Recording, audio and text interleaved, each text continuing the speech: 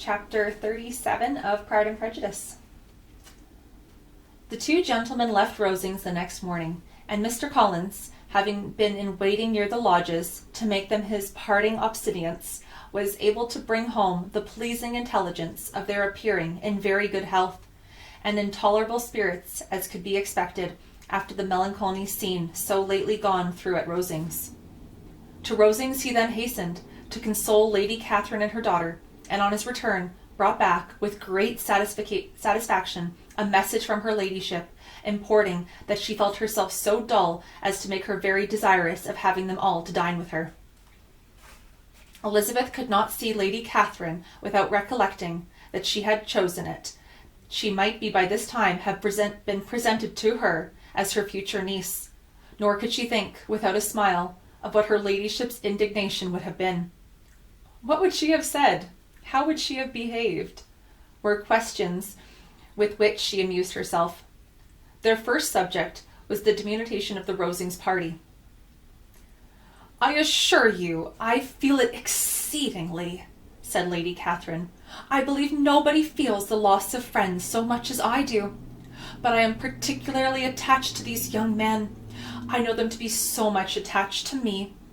They were excessively sorry to go, but they always are. The dear Colonel rallied his spirits tolerably till just at last, but Darcy seemed to feel it most acutely, more I think than last year. His attachment to Rosings certainly increases." Mr. Collins had a compliment and an allusion to throw in here, which were kindly smiled on by the mother and daughter.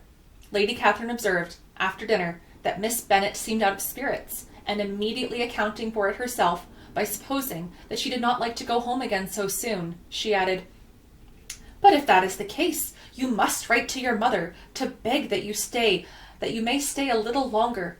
Mrs. Collins will be very glad of your company, I am sure."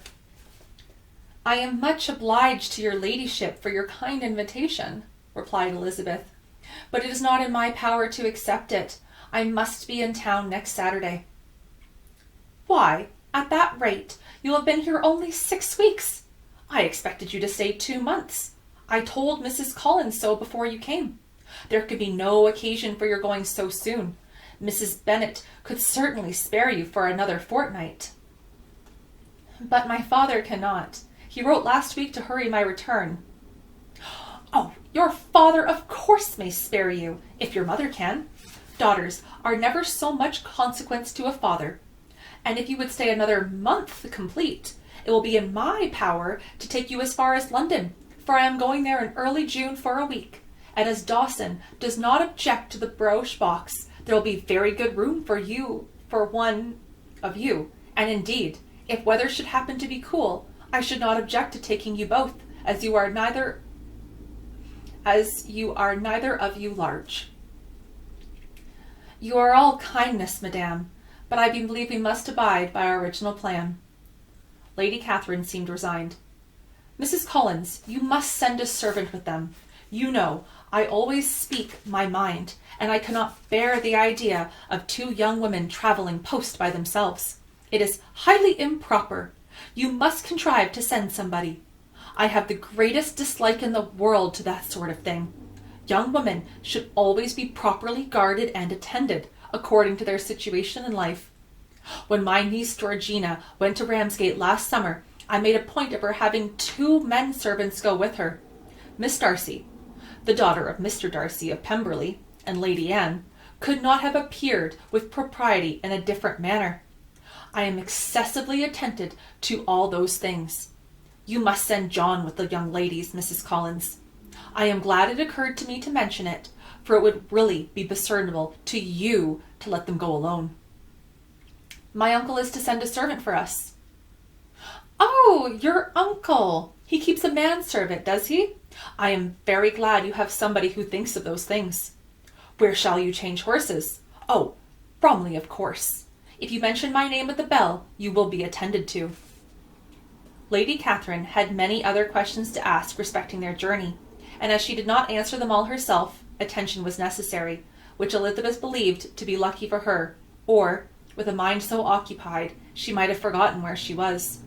Reflection must be reserved for solitary hours, whenever she was alone, she gave way to it as the greatest relief, and not a day went by without a solitary walk in which she might indulge in all the delight of unpleasant recollections.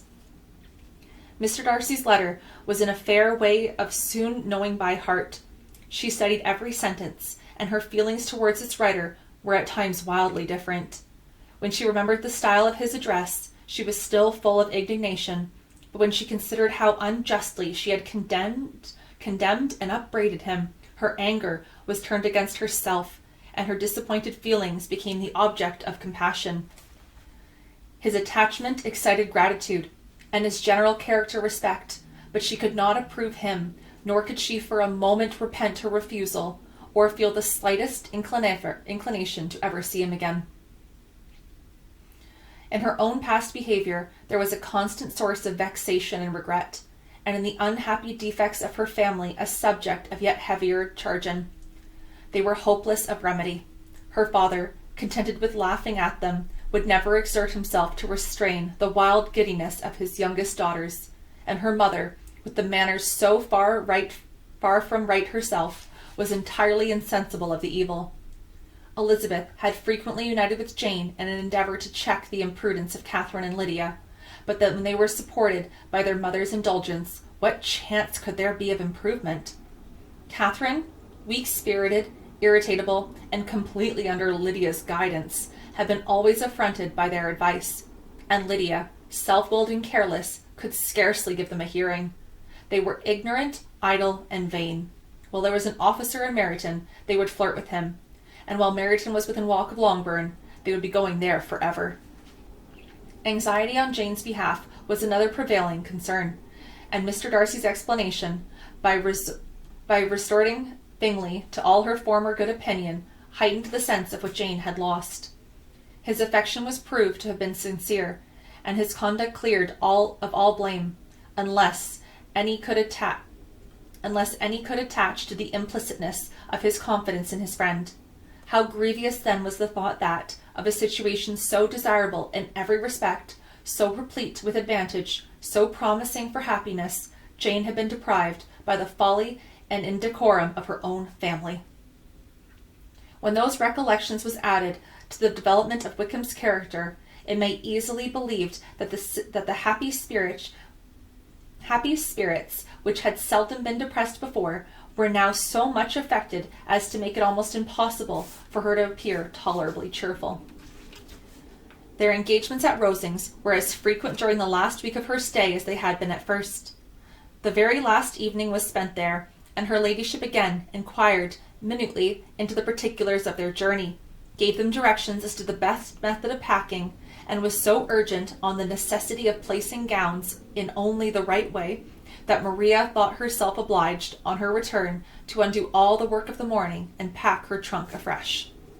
When they parted, Lady Catherine, with great condescension, wished them a good journey, and invited them to come to Hunsford again next year, and Miss de Bourgh exerted herself so far as to curtsy and hold out her hand to both.